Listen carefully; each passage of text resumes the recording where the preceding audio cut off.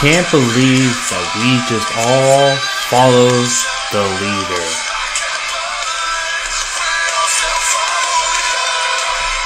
What a beautiful message that is. Welcome in, everybody. I'm Mr. America, the Bearded Truth. Jason Lyon, thank you all for joining in. Give me one moment. I'm going to share this out. If you guys don't mind doing the same, helping out the show, getting some your friends, your family, getting everyone in here so we can have a nice, thorough discussion. We already have the phone line up, so be prepared to call in as we get through on all of this. Thank you all for joining in once again. It is Friday night, a little after 7, right? 7:05 right now Eastern. So yeah, we're a little bit late, but I would say it's for a good cause. So thank you guys for joining in. I'm excited for tonight. Fritzer, welcome in, my wonderful lady. Queens for Life, New York. Sevda. All right.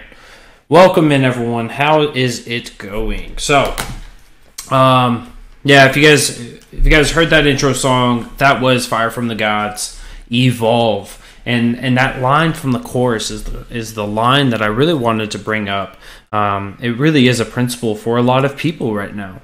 Instead of being able to sit here and really look into what is the driving people to their thought process.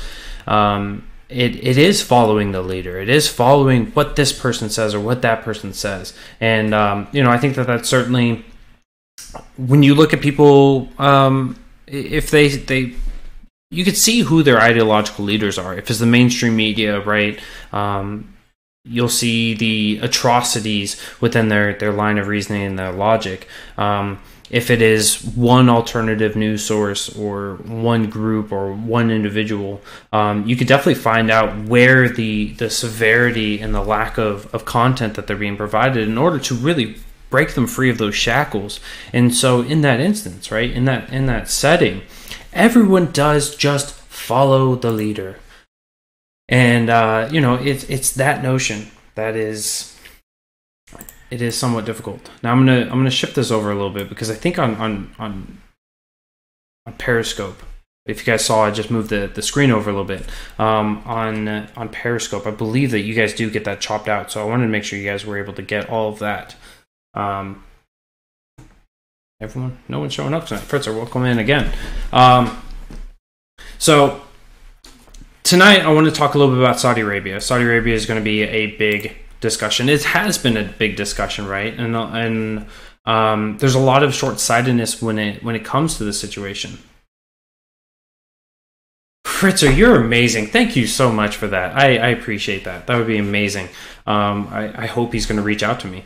I followed him up on the Daniel Barron show one time, and I've called into his show, I think, twice now. It's been a good time both times.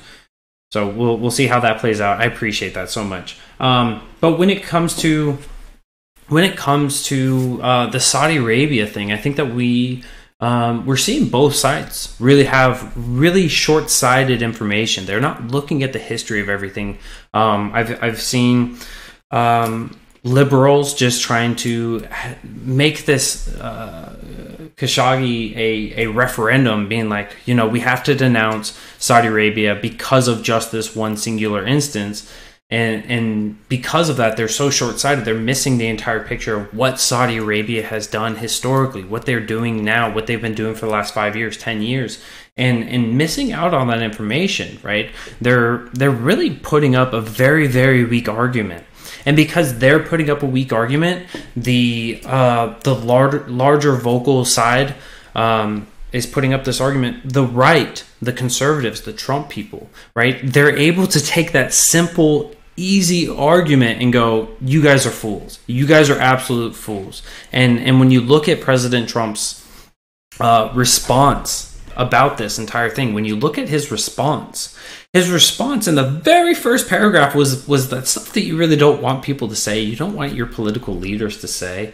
But it was, hey, $350 billion, right? $1/3 trillion is being promised to us. Big money, big money being promised to us. So we kind of kind of have to pull the wool over our eyes a little bit. We gotta let things flow, and let things go.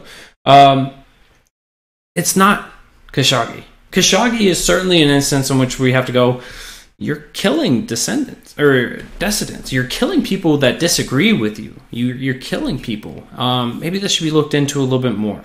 And I think that there's a lot of short-sightedness there. But I think that there's bigger conflicts. And I've spoken to you guys here on the show a couple times about Yemen. I'm certainly no expert on the situation. I'm certainly not somebody who's dove down as deep as I have for things such as the Constitution, and you know, I'm going to be starting to do that as time goes on. But this Yemen conflict is being promulgated by Saudi Arabia. Saudi Arabia has been going in there and has been starving the people of Yemen. The children of Yemen. There's 860,000 children that have been viewed as being killed since 2015 because of starvation. Yeah, absolutely right, Lynn. It's like that right there. That means nothing, of course, right? It doesn't matter that they're trying to manipulate the rules of what the UN has instated in order to be able to continue to kill innocent children, men, and women in the area, right? Civilian casualties are extremely prevalent within this, and so I'm gonna pull some of this stuff up. That, you know, just looking at it, it's just how can you expect this to be something that shouldn't be denounced? And when you look at the interactions between America and Saudi Arabia when it comes to this, it is extremely alarming. We have provided intelligence officers, we've provided intelligence personnel, we've extended out military for aircraft operations. We have helped refuel the bombers, the Saudi Arabian bombers. We have helped arm the Saudi Arabian bombers in order to go in and commit these atrocities in Yemen. And when you miss out on the major catastrophic human crisis that is being created there, and you say, well, we're making $350 billion, right? That really puts you into perspective. That really puts this into perspective, right? When you have 1 million children, not adults, almost 1 million children that have been starved directly from the conflict in which we are supporting, right? That needs to come into question, and that's something that we're not seeing people question. We're not seeing that on the big forum, and I'm excited to see that there's actual new reports coming out from the mainstream media about this conflict in Yemen, and as much as they're gaining a little bit of traction, they're still spinning the tires so much, and people are missing this because it does take a little bit of time to go back and research and find out about the last 5 years, right? So I want to give you guys a little bit of this. So the military intervention was launched in 2015, leading a coalition of 9 African and Middle Eastern countries in responses to call from the internationally recognized government of Yemen president for military support in Yemen, right? And because of this, the actions that have been taken, these need to be looked at. You know, there's people within the UN. There are Americans, right? Even Representative Tulsi Gabbard of Hawaii, 2nd District of Hawaii, she's come out and she's talked about this. And rather than listening to it, people would rather just attack on party lines, right? Mrs. Tulsi, she received a lot of pushback. She's not the greatest at foreign affairs. She was pro-Syria, and so that's what people jump to. Instead of saying, yeah, maybe President Trump is being a little bit of Saudi Arabian bitch.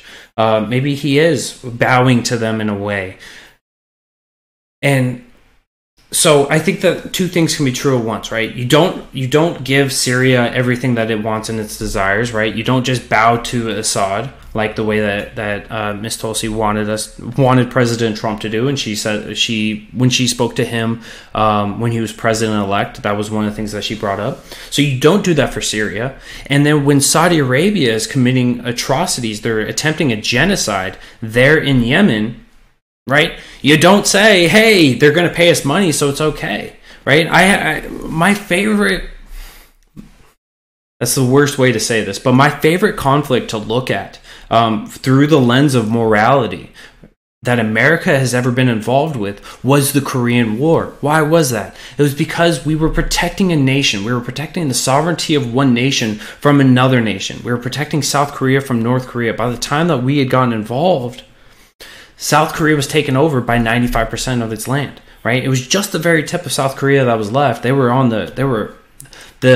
nails in the coffin were being put in, and American troops came in and we lifted off those nails. We pulled South Korea out of it. We pushed back to the 78th parallel, and we did the damn thing because it was about what's right, about protecting people and about protecting the sovereignty of a nation. And now what we have is something that is exactly polar opposite of that, and where we're saying, look, Saudi Arabia has people that they don't like in Yemen, and so we're going to continue to support them because we gain an economic upper hand in this. And so now we have the people of Yemen are literally being killed, right? Whether it's in their hospitals are being taken out. There have been medical drops that were being planned on to be given to certain airports, and these airports have been blown up remotely. We have schools being blown up. We have school buses being blown up. We have weddings. We have funerals. We have just normal everyday events that are being blown up by the Saudi Arabians. And we just look at that with blind eyes because $350 billion. And so when you really put all of this into perspective, it's certainly a lot worse than what the left is trying to project it as, because they don't want to look at the facts. They don't want to look at the statistics. They don't want to look at the stories and see how President Obama was involved with this. Because President Obama was involved with this because this was 2015, right? This was 2015 that we started supporting, right when it started. And then we progressed on, and now President Trump is still working with this, right? With his response to Saudi Arabia and saying, "Hey, look, they're giving us some good money. Yeah, Khashoggi's a pretty bad situation. It's a horrible situation, but we gotta just accept the money." And so my question, my big question for everyone when it comes to the Saudi Arabia situation is how much money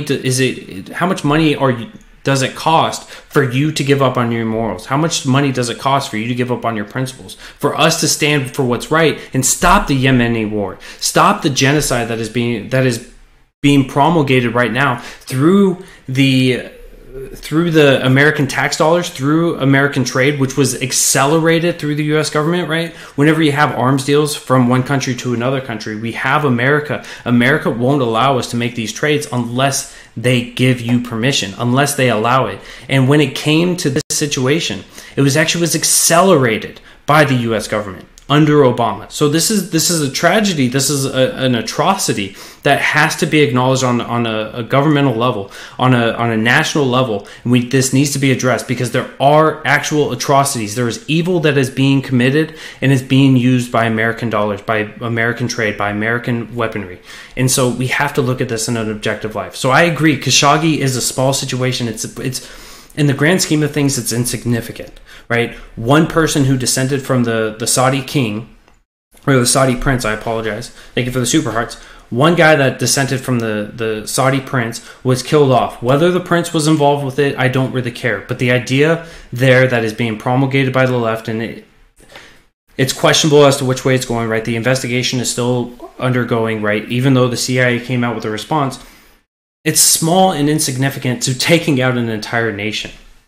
It is entirely insignificant when you look at that. So I think that when the media fails to provide this to the people, when the left fails to look at things in an objective light in any way, as we know that they're incapable of it, then you're only left with support for the decisions that are being made.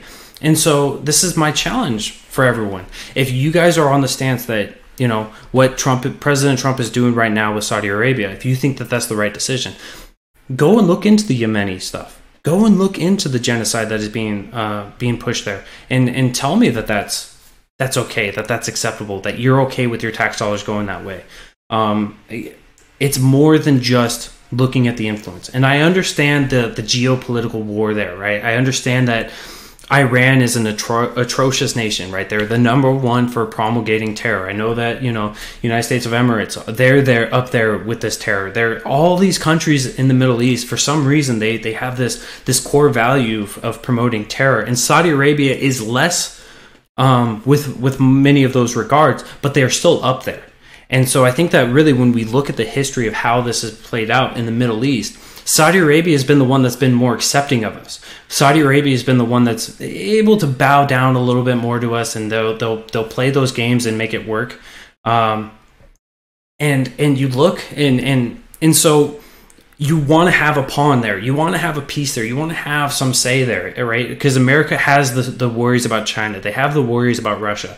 And so finding that piece, right? You've got Saudi Arabia, you've got Israel, you've got two big powerhouses in the area. So you want to grab on and you don't want to let go. But eventually when you hold on to that sacred cow and you don't want to criticize it, you don't want to diminish it, you don't want to fight it, it does have some blowbacks. It does have some blowbacks on your optics, on the future, and on the rhetoric that your country pushes out. And so there's this expectation of America to be the great country that is supposed to be. And I think right now we're really coming up short on this. I would love to see this be reeled in a little bit. I would like I would like to see more people talk about the true atrocities that are happening from not just from Saudi Arabia, not just from Iran, not just from these countries, but look at it almost as much as I downplay the idea of looking at things in a vacuum. Look at Saudi Arabia in a vacuum and say, do I support that? No, we don't. We can push back. We can push back and not just say we're going to push back verbally, right? You have to do stuff. The 17 people that were sanctioned for Khashoggi, if you think that's enough, you think that's enough. I don't really think it is, but it is what it is. I think that there's more on the table that we can play with. And just accepting it and pushing it is not the answer. I think is right. People are talking about Q. Quick thing about Q. If you believe Q, you believe Q. If you don't believe Q, you don't believe Q. Where you get your sources doesn't matter. It's about the content of what you're saying. I've said this many times before. You believe Q, you believe Q. If you're attacking people for who they believe and who they don't believe, you're putting up a weak argument. Put up a better argument. Fight the content of it. So, I just screwed up. I just messed it all up. Nope, no I didn't. All right. I thought I just closed down Restream on you guys, so I'm glad that it's still functioning. Another story that we talked about this on Tuesday. We talked a little bit about this on Tuesday. Of course, you guys are still able to call in if you guys would like, but we talked a little bit about Ivanka Trump on Tuesday. So the news report that came out was that Ivanka Trump used her personal email in order to send emails, and I predicted this, right? The left was going to go, you people on the right criticized Hillary Clinton, so you need to be calling for Ivanka Trump's head. You need to call for her head. We need the chance of lock her up. Otherwise, you guys are just hypocritical, ridiculous fools, and then you go, hey, did you read the story at all? Did you actually look at the facts between the two situations? Did you put them on a table or on a scale and weigh them out to see which one had a larger impact? And of course not, right? So let's quickly go through the facts behind Hillary Clinton's. So Hillary Clinton's, yes, the tragedy, the atrocity of using her personal account for emails is bad. But there's so much more. There is so much more. Right? When Hillary Clinton, when she had these emails, she, under oath, in front of Congress, which means that if she lies, she has a perjury charge. She said there was no confidential material. James Comey, in his statement addressing about the entire email investigation, said that there were multiple emails that were classified as confidential or higher, right? I believe there was even one that was top secret classification. So that's a perjury charge, and on top of that, for if you mishandle information, if you take secured information and put it on unsecured server, right, that is a threat to national security or a threat to the security of that email, depending on what the email is. So you have two instances right there of actual atrocities, of actually breaking the law. Certainly, that should be addressed. It was not addressed. James Comey said, look, intent matters despite the fact that intent doesn't matter. He wrote that into the law effectively in order to give it away. Hillary Clinton was subpoenaed to provide those emails. She failed to do so. Hillary Clinton was subpoenaed to provide her Blackberries, to provide her laptops, to provide her iPads. A lot of those were destroyed. So on 2 different accounts, she had subpoenaed information which she refused to provide or destroyed before providing. Under oath again, under threat of perjury, she said, I have provided you with all the emails. James Comey, again, from his addressment on the email investigation, said there was more emails than what she said was there. So we have another 2 charges against her. When she said, I have not destroyed any information. I have not bleach bitted any of the information off of these information. James Comey, again, during the addressment of the email investigation, said, stuff was destroyed. So you have 3 different instances in which Hillary Clinton lied under oath about breaking the law. So she broke the law again. So there's 6 different situations right there, and we can go further into detail, and we can really knock out all the atrocities that were being committed around the server, right? The server that she had in her house that was not even up to par for being able to handle information, and was hacked, and there was reports saying that China has gotten into that information, and that there's other countries in which we don't even know broke into that server or hacked into that server. So you have the national security issue there. Let's go into Ivanka Trump's situations. So with Ivanka Trump, if we look at what Ivanka Trump had in her emails, she had emails, she sent them. What were they involving? So they were involving logistics. They were involving logistics for herself, for her family events, and for some government events. It was around the logistics of it. So certainly there is a level of expectation that you don't talk about logistics of government logistics or the involvement of setting up and planning events, because you don't want to give a forethought to others, right? These are why you want these communications on government servers, is so that they're more protected, quote unquote. So yes, there's an atrocity there. There's breaking of the law. So when it was addressed to her, shortly after she had started making these emails, the emails did stop. So we now have Trey Gowdy, who's a great investigator, a great bipartisan investigator. He is advocating and opening up an investigation on Ivanka Trump. So far, the only thing there that she has done wrong was that she sent emails. There's no allegations of classified information. There's no allegations of deleting emails. There's no allegations that she has lied about anything that she's done, because she came forward to talk about it, and then that's when the rules were spelled out to her, the laws were spelled out to her, and then it ceased to occur on a future situation. So you have these 2 situations in which the left is trying to say these are synonymous, and to act as if in any way, shape, or form that you have a bag you have literally a house filled with just shit.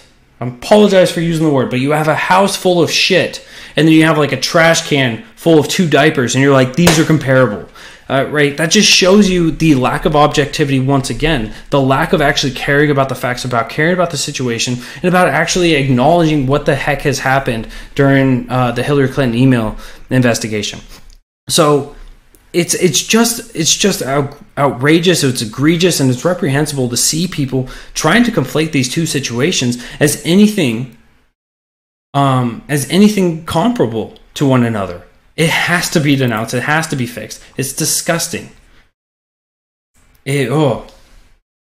It's about winning, comrade, not truth. Yes, you're absolutely right with that, Boogie. It is all about winning. That's all that they care about. And this is why I'm going to provide you guys with that bit of information. You can go, you're an idiot. You're adult for thinking that these are the same things. Here's the facts on the situations. Suck it up, Buttercup.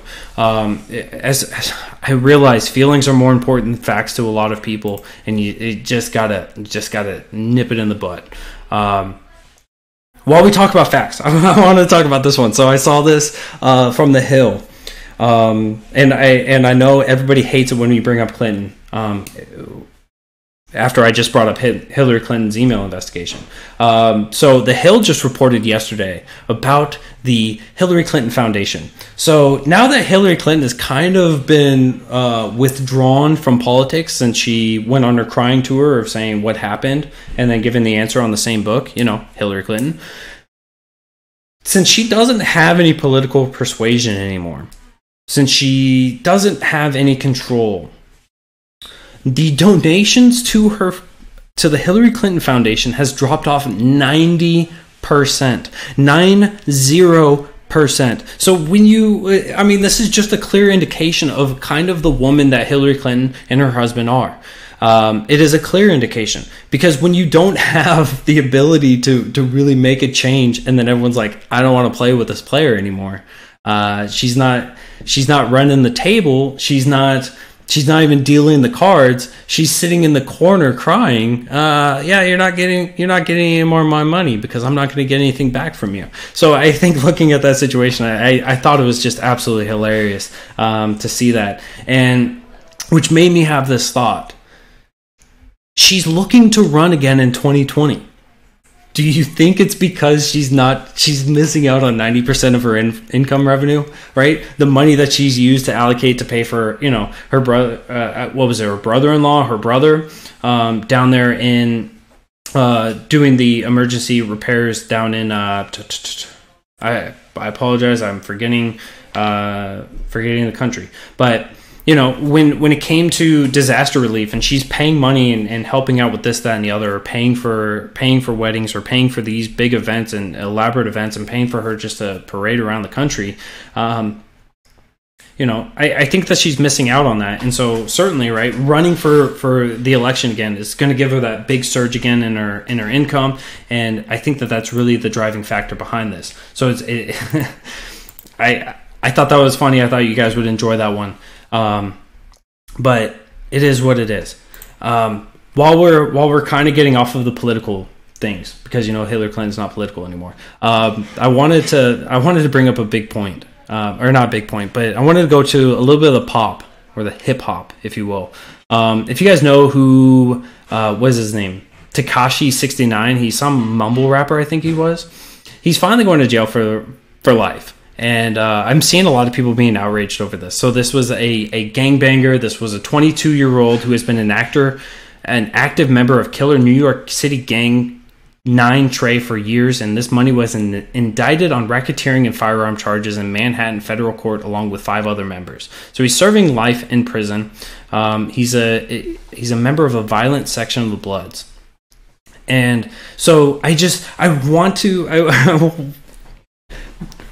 going to spin this back into politics for you guys in a second, but when you have somebody out there and they're committing law or breaking the laws, and they're making videos about stuff, and when they're talking about it openly in the public, you might want to, you know, stop doing it when you talk about it. You might want to wait until after you know, statute of limitations has ended, because if you don't, if you're talking about slinging your guns and committing atrocities against another, and you are still in the active process of doing these things, and you're also a celebrity, guess what? They're going to find you. So remember, when somebody tells you that they're a pit bull, when they tell you that they are a monster, when they tell you they're disgusting, believe them. Believe them. So, you know, we can look at some people in history, and we can see, you know, Louis Farrakhan coming out and saying, I'm not anti-Israel, or I'm not anti-Semite. I'm anti-termite, right? Believe him. That's what he believes of the Jewish people. So believe people when they tell you about their atrocious views or actions. You have to believe them. And so, you know, I'm glad to see that this degenerate is now sitting in jail for the rest of his life. So thank you for cleaning up the streets a little bit. This is one of those times where we should all be cheering that 5 or 6 members of the Bloods have been swooped up, picked up, and thrown in the trash. So thank you for the judicial system, and for the detectives who managed to watch a couple YouTube videos and figure things out. So it's a good day to see somebody committing such atrocities being torn away and taken down. And we're gonna go from something pretty serious, something pretty damning, taking people's lives, and we're gonna move it into the climate change, or as President Trump is still calling it, global warming. He tweeted this on November 21st, so 2 days ago. Brutal and extended cold blast could shatter all records. Whatever happened to global warming? Quick, brief historical view on this, right? It changed from global warming to climate change because they said that it was just going to become more erratic, right? The lows are going to be lower, the highs are going to be higher, and everything's going to be changing. You're going to have harder hurricanes, you're going to get more hurricanes, and this, that, and the other. And so the idea is you have the climate changers and you have the anti-climate changers as the base position, despite the fact that I don't think that there's anyone in the world that says the climate's not changing. Historically speaking, the climate has changed since the beginning of the world. It has always changed. And so now the argument becomes, how much of this is man-made? How much of this is natural? That's where the conversation goes to. And then here's a bigger question that really a lot of people aren't saying. Here's a really good question that people are not even acknowledging or wanting to talk about. What is the ideal temperature or the ideal climate for the Earth? We're saying, look, it's going up, and that's horrible. It's going up. If temperatures rise a little bit more, you get a little more CO2, you get a little more functioning, you get a little more forestries, the plantation grows a little more, you get a little more vegetation. That creates more oxygen. More oxygen means that more life is being able to be sustained. You're getting more of a cleansing process in the air. So there's this natural process that comes with a higher climate. And it doesn't mean that it's necessarily bad. It may mean that people have to adapt. And guess what? People have had to adapt since they began. People have to adapt. If you don't want to adapt with your habitat, with your natural, with where you live, you're up a shit's creek. If you don't want to adapt to the economy, if you don't want to adapt to your work processes around you, right, you're going to be up shit's creek. If you don't want to change and you don't want to adapt, you will be a failure in life. And I think that really that's at the core of this entire argument. Do people need to adapt and adapt when things change, or do people need to stop all adaptation? Absolutely. And that's that's really the crux of the entire climate change argument is that we have to stop everything that we're doing. We have to shut down every bit of fossil fuels. We have to shut down the economy and destroy the economy, and then come into having we have to come into using green energy, but we can't use that nuclear energy. Don't use the nuclear energy because the nuclear energy is too efficient and it doesn't affect enough of the world around you. Instead, we have to have wind turbines, and these wind turbines are killing birds and they're killing endangered birds, and that's fine. We have to go to water. We have to go to this one. We have to go to that one, and so there's just so much hysteria on that side. We have to look at this a little more objective. We have to slow things down. Should we be trying to reduce our fossil footprint? Absolutely. And that's something that comes with capitalism. As capitalism grows, right, you want to be more efficient with what you have. Turns out, if I have a car that runs on 8 miles per gallon and I have another car that gets 60 miles to the gallon, I'm not going to go, I'm driving the 8 mile per gallon car all the time, right? I want to save money. I want to grow. And so I want to get more efficient vehicles. I will make them more efficient, and I will do as much as I can in order to be as efficient as possible. The same thing should be done for all fossil fuels, whether it's in your car, whether it's in your house, or wherever it is, because you shouldn't be just spending things just to do it. And so we're going to see the advancement continue on. Thank you to capitalism. And and the argument that has come from the left, is that America is not doing enough. And so there was an actual report that came out last week. There's a report that came out last week that was talking about America's number one in reducing the greenhouse emissions. We're not doing enough, apparently. Right? Because now the UN is coming out and saying, look, it's even worse than what we expected. And now you have the American left going, it's even worse than what we expected. And really, like objectively, objectively, America is doing great things. The people that aren't upholding this are the people that are still within the Paris Agreement, the Paris Accord Agreement. Those nations aren't doing crap, right? They're like, nah, we'll do it later. We got this, guys. We got this. High five, everybody. We just lost out on American money, and they're kicking our ass. Oh man, you know. So what do we have to do as Americans to please the hysterical left?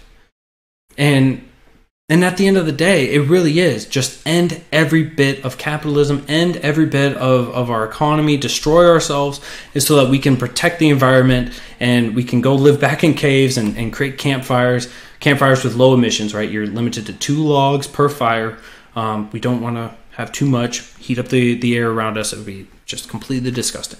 So thank you to the left for wanting to destroy us and do what you do best, and that is to tear down at capitalism, because capitalism has brought too many people out of poverty. We need to bring back poverty lines. We need to bring back bread lines, and socialism's the only way to save us from prosperity.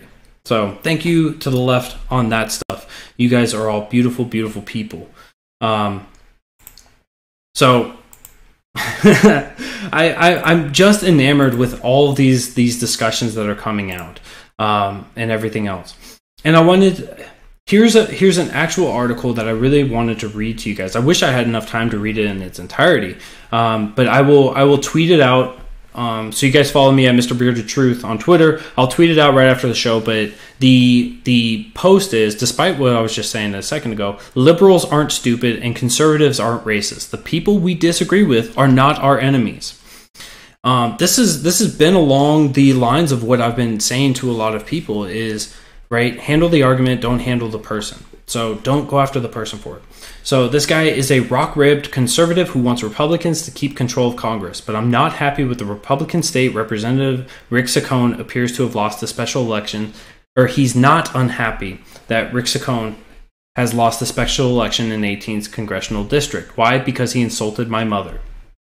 Trailing his Democratic opponent in district, President Trump won by 20 points, but which still has more registered Democrats than Republicans. Saccone hit on a genius idea to turn out the vote. At a campaign rally just before voters went to the polls, he declared that liberals hate America and hate God. I've talked to so many on the left, he said, and I tell you, many of them have a hatred for our country. My wife and I saw it again today. They have a hatred for God. At the core of this, right? We do know that there are lefties out there that hate God. We know that there are anti-theists. We do know that there are lefties out there that hate America. Do we think that they are a majority within the Democratic Party, or do you think that they're a minority that the right is going to point at to and blow them out and maximize their effects in order to fight against it, right? I think that we all understand that they are a minority within this. He later on, he goes back and he even talks about the left does about the right. And what this really comes down to is we can look at the other side and say, hey, these are the atrocious things that are happening on your fringe groups. And when we tell a lefty that, the lefty doesn't care, right? But when we tell somebody on the right, hey, there's atrocious people on our side, right? They're like, yeah, they're stupid, they're small, right? We have to come out and actually say that. We have to denounce our own fringe groups, because that's the only way that we can effectively make the country a better place. Bring back the unison, bring back people, and actually stop speaking 3 different languages. Stop speaking 3 different languages. Well, 4 different languages. So you have Democratic speech, you have Republican speech, you of course have Libertarian speech, which is, the goodest. And then you have the indifferent speech, the people who just don't care, the people who you have to figure out how to talk to them in order to get them to care. So we're all speaking 4 different languages, and if we don't want this country to devolve into a giant civil war, if we don't want to see a repeat of the 60s, if we don't want to see a repeat of the Civil War itself, we have to figure out a way to talk to each other again. And so that was really the big crux of this entire article. And like I said, I'm going to tweet it out once we get finished here. So I would love it if you guys would come out and check that out and read it, because it is vital. It is absolutely vital with what's going on right now. fringe individuals mainly on the right. I would not say that they're mainly on the right. I would say, trying to be as objective as possible, the fringe left is a larger group than the fringe right. The alt-right is pretty well denounced by most people on the right. But when it comes to Antifa, I have not met many people. I've not met many people. And I go out of my way to go reach out to left-wing groups. I've not met many people that will denounce Antifa. They say at the principle, at the core, Antifa is a good group because they fight against fascism, right? And so I think that really when you look at the numbers, that you look at the statistics, the left has a larger fringe group. They have a group that is advocated for violence and has been promulgated and accepted by the mainstream left. So I think that the fringe left group, while they're still small and insignificant, they've been accepted and that's bolstered them. And so more people are coming onto that side. But on the right, because they're still a fringe group, because they've been denounced, and because, I've gone on to white supremacist groups or scopes, and I've actually debated these things. Because we are able to denounce them in a much more clear and concise manner, right? They have been diminished because of that. Look at, my mind just blanked on the individual. There's a white supremacist that he goes out and he talks to these colleges, and the biggest portion of the population that comes out and listens to him aren't his fans. They're out there because they want to listen to him and debunk him and debate him. And so looking at those numbers, right, that's how that goes. But then you look at the extreme left, you look at people who advocate for jihad against the government, you look at the people who advocate for aggressions against others, and they have millions of followers. They have people that are coming out to their protest and cheering them on, not denouncing them, not saying bad things about them, but actually encouraging it to continue on. And so when you look at the numbers in an objective way, they aren't comparable. So it would be nice if the left was better at denouncing things, but instead they say, well, in the core of my principles, I also agree with them. So I'm not going to denounce their actions. You can say, look, I disagree with capitalism. But I don't think that I should advocate for violence against capitalists. It's really not that difficult, right? So here's an example. The fringe right, the alt-right, the white supremacist, right? They don't want immigration. They don't want people coming in. They want the wall. They want as much authority on those principles to delegate it to the federal government. If you are a Republican and you're like, I also would like the government to have this authority, to have that responsibility, to create borders and to seal up our immigration system and to not allow people to leak through, but instead to have them be vetted through. You can say, I agree with the premise of it. I disagree with the way that it's going to be implemented. I disagree with the idea that we cut people off because of the color of their skin, because of the religious preference, because of this, that, and the other. I want people to come through on a merit-based system. So you can accept the core, that you can accept the principle, but you can not only denounce the other sides, the fringe group side, but you can also say why it's wrong, and you can also advocate for your core principles. This is very important, right? When the left says they do what they're guilty of, and that is collecting everyone on the opposing side, and they say, look, because this person wants a wall and because this egregious person wants a wall, they're obviously the same. You can look at that and go, no, I'm different. I am different because I don't have that hate. I don't have that contempt. I'm worried about the safety of Americans. I'm worried about the sovereignty of my nation. And so you can, more elaboration, more of a conversation is not detrimental to passing these ideas. And it's so inherently important. And I encourage people to really reflect on what they're saying and make it better, make it really help out. This is what's so important with our country, is that we figure out a way to denounce people who use violence, who use discrimination to determine the outcome. But we can still fight for our principles. We can still fight for our values, right? I have to do this all the time. This might be why I've got more practice with this, right? Here, let me ask you guys: can anybody name a libertarian that has egregious views, that has done something reprehensible, that has done something like advocated for pedophilia, that has advocated for providing homeless with shotguns, with doing things that are just absolutely egregious and reprehensible, right? I think that we all can, even with how small the libertarian movement is. Libertarian party is, I apologize. Libertarian movement is large and prosperous. But we can look at that and I can say, yeah, I disagree with that guy. I disagree with that guy. I don't want the homeless to have shotguns because I think that's going to increase the violence. I think that's going to increase the theft. I think that's going to increase the idea that we're going to be providing something to somebody else. I don't want socialism with finances, and I don't want socialism with objects, right? I don't want the redistribution or the providing to others. So when you can do that flawlessly and seamlessly, right? You can stand on your principles. People can agree with you. And you can actually have conversations. So if you're having conversations with others, try not to put them in a fringe group. Try to ask them questions. Don't assert, ask. And when you ask, you're having a better conversation. You will be able to maintain civility. You'll be able to maintain discourse, and things can grow. If you just resort to collectivism and collecting them with the fringe, then that's when the true atrocity of the speech happens. So we have to diminish that and lower that down.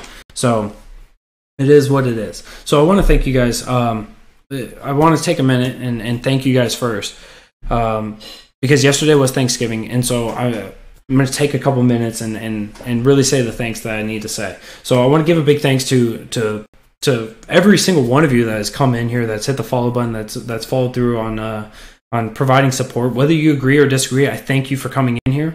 I want to give a big thanks to Boogie Bumper, to Real Person Politics, James R. I want to give a big thanks to Daniel Barron Show. I want to give a big thanks to the Mac Files. I want to give a big thanks to, I apologize, I forgot his name. It was the white supremacist.